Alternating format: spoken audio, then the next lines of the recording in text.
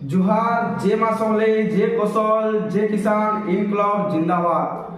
तो संबलपुर रे चलिथवा राजनीति के तार विषय में किसी कहवा लगी चाहूँ। बीजेपी रु कैंडिडेट है धर्मेंद्र प्रधान लोकसभा प्रार्थी और बीजेडी रु कैंडिडेट है प्रणव प्रकाश दास जेने बबी दास से बीजेडी रु कैंडिडेट है लोकसभा प्रार्थी। ई दुई लोग बीजेडी और बीजेपी भितर फाइट ना हवा ई कोटिया जुड़ाक सीधा डायरेक्ट आम कौशल के चैलेंज करुचन जे आर 25 वर्ष माने आमे इने राजनीति करमु आर कौशलांचल करी ना दो बोली।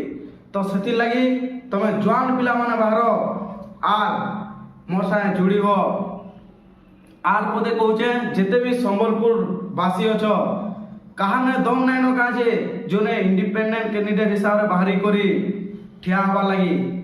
जदि मते आज 30 वर्ष हेतिदा तो मुई संबलपुर कैंडिडेट हेकरी लोकसभा रे मुई लड़ी दीदी आर घर घर जाई करी वोट मागी दीदी हारवार जितवार अलगा कथा। तो सेति लगी जहाँ के भी वोट देबो भावी चिंती करी देबो आर कोटिया मान को इने राज करे नहीं दो आगामी दिन रे कौशल राज्य बने करी देखामु।